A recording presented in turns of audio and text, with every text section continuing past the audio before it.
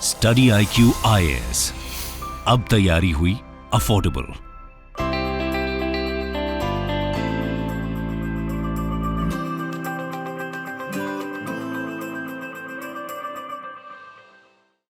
नमस्कार दोस्तों, मैं मोहित जिंदल स्वागत करता हूं आपका स्टडी IQ में। दोस्तों, स्टडी IQ का first ever fully live UPSC pre plus mains foundation course अब हमारे ऐप और वेबसाइट पे अवेलेबल है।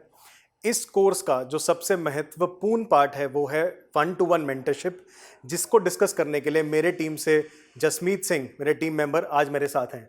Welcome Jasmeet to this session. तो जसमीत, मेरा पहला सवाल आपसे ये है कि आखिर मेंटरशिप होती क्या है, आप ये बताएं हमारे दर्शकों को। सर, मेंटरशिप ना सिर्फ एग्जाम में बल्कि लाइफ में एक काफ़ी इंपॉर्टेंट चीज़ है। मेंटरशिप लाइफ के हर स्टेज पे आपको हेल्प करती है कि आप जिस डायरेक्शन में जाना चाहते हैं, चाहे वो हेल्थ रिलेटेड है, चाहे वो आपकी स्टडीज़ रिलेटेड है, नॉन एकेडमिक है, उन सब में हेल्प करती है आपको एक राइट डायरेक्शन देने के लिए। तो सिमिलरली यहाँ पे भी UPSC में मेंटरशिप बहुत ज़्यादा इंपॉर्टेंट है। स्पेशली पिछले कुछ सालों से हमने देखा है कि मेंटरशिप जो हमारे सक्सेस तक पहुंचने का रास्ता है वो आसान कर देती है। मेहनत बच्चे को ही करनी है, बट UPSC में जो बार बार एक एस्पिरेंट गलतियां करता है तो मेंटर हेल्प करता है कि वो गलतियां ना करे। ठीक है, तो जसमीत, ये बताएं आप कि सिविल सर्विसेज में इसकी क्या इंपॉर्टेंस है 1-to-1 मेंटरशिप की। सो मेंटरशिप 1-to-1 इसलिए इंपॉर्टेंट है क्योंकि अगर हम इस एग्ज़ाम को देखें, जैसे प्रीलिम्स, मेंस, इंटरव्यू, 3 स्टेजेस हैं, तो हर स्टेज के अपने अपने चैलेंजेस हैं।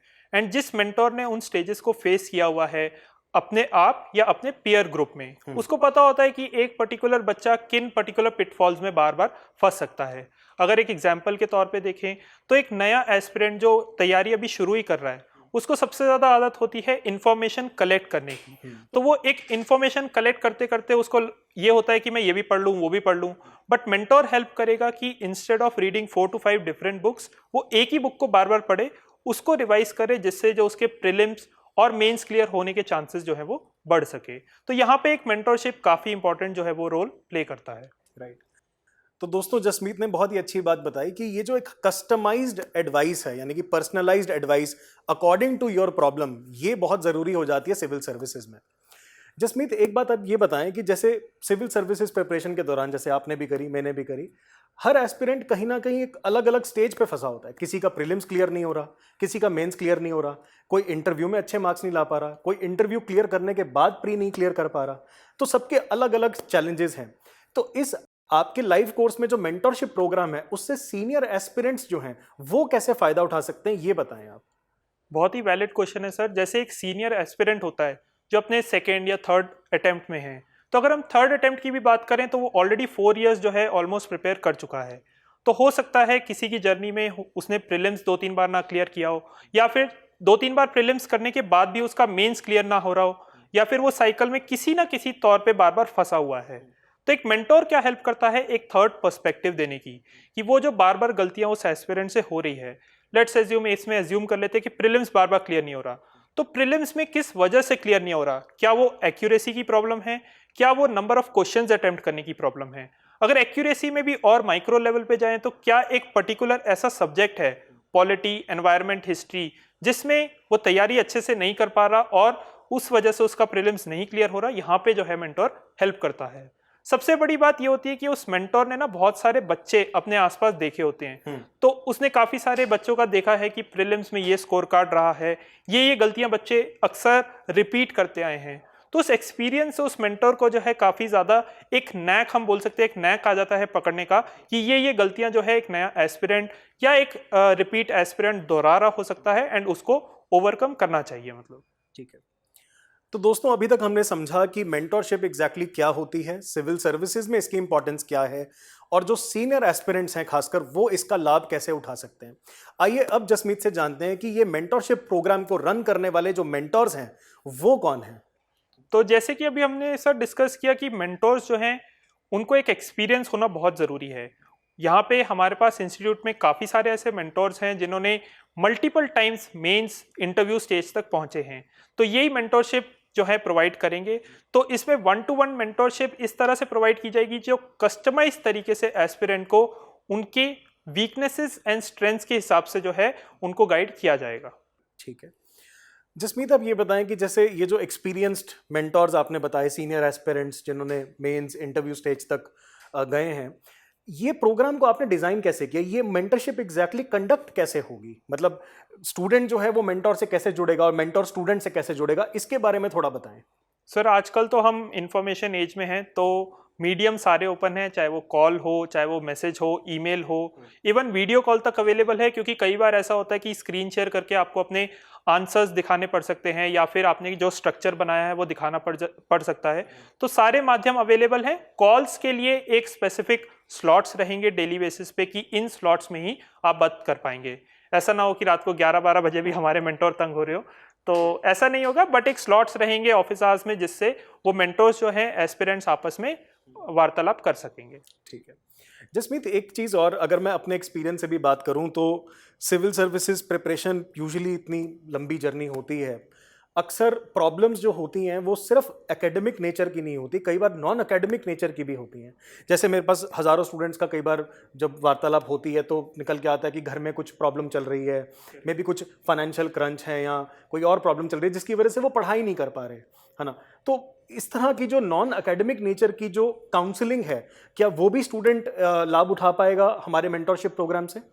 डेफिनेटली सर, ये जो यूपीएससी की एक जर्नी है, काफ़ी लंबी जर्नी रहती है। एंड क्योंकि ये इतनी लंबी जर्नी है तो अप्स एंड डाउन्स डेफिनेटली आते हैं।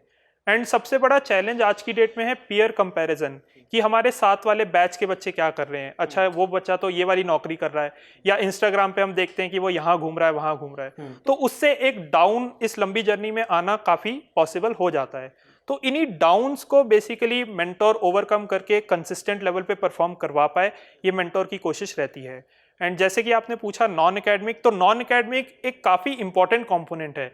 यहाँ तक कि मतलब छोटे से छोटी चीज़, चाहे वो खाने से लेकर फैमिली प्रॉब्लम से लेके हेल्थ प्रॉब्लम से लेके, ये सारी प्रॉब्लम्स को अगर ये सारी प्रॉब्लम सॉल्व नहीं हुई तो बच्चा जो है वो कंसंट्रेट नहीं कर पाता। तो इट इज़ वेरी इंपॉर्टेंट कि जो मेंटोर है वो इन नॉन एकेडमिक चीज़ों पे भी ध्यान देगा, जिससे मैक्सिमम आउटपुट जो है बच्चे का पढ़ाई की तरफ आ सकेगा। बिल्कुल, क्योंकि ये कहीं ना कहीं बहुत ज़रूरी है कि जो एक मेंटोर है उसको हर एक एस्पिरेंट का, जिससे भी वो बात कर रहा है, उसका एक 360 डिग्री व्यू आ सके। उसे पता हो कि वो किस कंटेक्स्ट में पढ़ाई कर रहा है, प्रिपरेशन कर रहा है, ताकि वो प्रॉब्लम एक सही मायने में समझ सके। तो जसमीत, आप ये बताएं कि जैसे सिविल सर्विसेज की प्रिपरेशन अक्सर काफ़ी लंबी चलती है, प्री होता है, फिर मेंस होता है, फिर पर्सनैलिटी टेस्ट होता है। तो जो आपका मेंटरशिप प्रोग्राम है, ये बच्चे के कैसे कैसे साथ चलेगा अलग अलग स्टेजेस के हिसाब से? तो अक्सर ये डाउट आता है कि हमारे कोर्स की जो वैलिडिटी है वो सिर्फ प्रीलिम्स से पहले तक है। तो मेंटोरशिप का ऐसा नहीं है, आपको लाइव क्लासेस प्रीलिम्स से पहले तक प्रोवाइड की जाएंगी।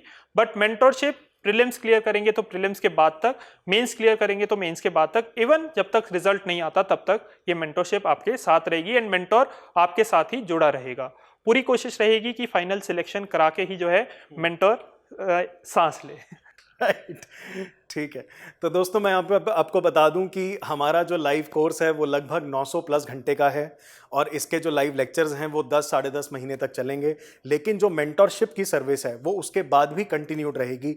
अगर आपका जब भी प्रीलिम्स क्लियर होता है तो मेंस के हिसाब से जो मेंटोरशिप है, और जिन बच्चों का मेंस क्लियर होता है और वो इंटरव्यू की तैयारी कर रहे हैं तो उनको उस हिसाब से भी मेंटरशिप प्रोवाइड कराई जाएगी इस प्रोग्राम में। तो जसमीत, आप ये बताएं कि ओवरऑल जैसे 1-to-1 मेंटरशिप आपने बड़े अच्छे से एक्सप्लेन किया, इसके अलावा मेंटरशिप का कोई और कंपोनेंट भी है जो आप इस प्रोग्राम में बच्चों को दे रहे हैं? बिल्कुल सर, एक प्रिपरेशन में एक ग्रुप की बहुत ज़रूरत होती है। जैसे मेंटोर ने तो इंडिविजुअल लेवल पे समझा दिया, बट यहाँ पे एक ग्रुप मेंटोरशिप प्रोवाइड की जाएगी, जिससे बच्चे जो हैं, जो हमारे बैच में ऑलरेडी एनरोल्ड हैं, वो भी एक दूसरे से सीखेंगे। इसमें होगा क्या कि ग्रुप मेंटोरशिप में एक्स ब्यूरोक्रेट्स या फिर जो हमारे सीनियर मेंटोर्स हैं वो आके गाइड करेंगे। एंड उसी में जो ग्रुप बेसिस पे बच्चे आपस में पीयर टू पीयर एक ग्रुप बना पाएंगे, जिससे ग्रुप स्टडी जो है वो आगे निकल के आ सके। इंडिविजुअल अपनी जर्नी करना थोड़ा मुश्किल हो जाता है, इसलिए हमें लगता है एक ग्रुप स्टडी करके बच्चे जो हैं एक दूसरे को बूस्ट करके आगे जा सकते हैं। एंड उनकी पर्सनैलिटी जो है वो ओवरऑल साथ के साथ जो है इम्प्रूव होती रहेगी। ठीक है। तो जसमीत, ग्रुप मेंटरशिप सेशन में जैसे आपने बताया कि एक्स ब्यूरोक्रेट्स को भी आप इनवाइट करेंगे इस प्रोग्राम में, तो क्या हमारे जो बच्चे हैं वो सीनियर ब्यूरोक्रेट्स, जो एक्स ब्यूरोक्रेट्स हैं, उनके साथ डायरेक्टली इंटरेक्ट कर पाएंगे? बिल्कुल सर, डेफिनेटली उनसे ये जान पाएंगे कि उनके एक्सपीरियंसेस कैसे रहे हैं, सर्विसेज की और बारीकियां, जैसे हम पेपर्स में पढ़ते हैं, वीडियोस में देखते हैं, बट जब आप 1-to-1 इंटरेक्ट करते हैं तो उससे जो एक सीलिंग है वो ब्रेक होती है एंड आप काफ़ी पर्सनल क्वेश्चंस भी हमारे मेंटोर से पूछ पाते हैं। तो आई थिंक उससे कंफर्ट लेवल और बढ़ता है। एंड जो ब्यूरोक्रेसी की बात करें या इस सर्विसेज, सिविल सर्विसेज की बात करें, तो वो एक जो बहुत दूर का सपना रखता है, वो लगता है कि ये अचीवेबल अब हो सकता है ब्यूरोक्रेट्स के साथ बातचीत। जैसे बच्चों के बहुत सारे सवाल होते हैं कि सर्विसेज में जाने के बाद क्या होगा, बिल्कुल, या उनकी पूरा जो ट्रांजिशन है पूरे करियर का कैसे रहेगा 30-35 साल का। हाँ जी। तो ये सब जो सवाल हैं वो आप कह रहे हैं कि हम ब्यूरोक्रेट से बच्चे जो हैं हमारे डायरेक्टली इंटरेक्ट करके वो पूछ सकते हैं। बिल्कुल, एंड डिफरेंट ब्यूरोक्रेट्स आएंगे, डिफरेंट सर्विसेज के बारे में बताएंगे, वो और भी अच्छा रहेगा। फॉरेन सेक्रेटरी आएंगे, वो बताएंगे कि फॉरेन सर्विसेज में आखिरकार क्या डिफरेंट चैलेंजेस आते हैं। तो एक तरह से कह सकते हैं जो इंटरव्यू की भी तैयारी है वो बहुत जल्दी शुरू हो जाएगी बच्चे की, जिससे बच्चा जो है अपने पर्सनैलिटी में भी वो चेंजेस लेकर आ सकता है जो एक ब्यूरोक्रेसी में आने के लिए ज़रूरी है। तो जसमीत, फाइनली आपसे एक और सवाल मैं पूछूंगा। मैं अपनी प्रिपरेशन से अगर एक बार उस फेज़ को मैं याद करूं, आज से 10 साल पहले जब मैं तैयारी कर रहा था, आपने भी करी, तो दो चीज़ें जो बड़ी महत्वपूर्ण निकल के आती हैं। एक तो टाइम मैनेजमेंट है। मतलब कई बार सिविल सर्विसेज क्योंकि इतना वास्ट और कॉम्प्लेक्स एग्जाम है कि अक्सर लोग बहुत गलतियां करके सीखते हैं। मैंने भी गलतियां करी, उस वजह से मेरा भी टाइम बहुत लगा तैयारी करने में। मैंने लगभग 5 से 6 साल तैयारी करी। और दूसरा जो सबसे इंपॉर्टेंट प्रॉब्लम है एक बच्चे का, वो है मोटिवेशन का। हम अक्सर, क्योंकि इतना लंबा प्रिपरेशन का फेस चलता है, अप्स एंड डाउन्स बहुत आते हैं, तो अपने आप को मोटिवेटेड रखना ये एक बहुत बड़ा चैलेंज बन जाता है। तो क्या आप इस मेंटरशिप प्रोग्राम में पहला टाइम और दूसरा ये मोटिवेशन, इन दोनों प्रॉब्लम्स को आप सॉल्व कैसे करेंगे इस मेंटरशिप प्रोग्राम के थ्रू? सर बिल्कुल सही कहा। देखिए टाइम मैनेजमेंट, क्योंकि ऐसा लगता है इतना वास्ट सिलेबस है, चाहे वो प्रीलिम्स का हो, मेंस का हो, एंड किसी भी एस्पिरेंट से पूछेंगे तो उनका सिलेबस कभी कंप्लीट नहीं होता क्योंकि सिलेबस ही इतना वास्ट है। तो इसमें टाइम मैनेजमेंट और ज़्यादा क्रूशियल हो जाता है। तो टाइम मैनेजमेंट क्या है? एक तरह से प्रायोरिटी सेट करना।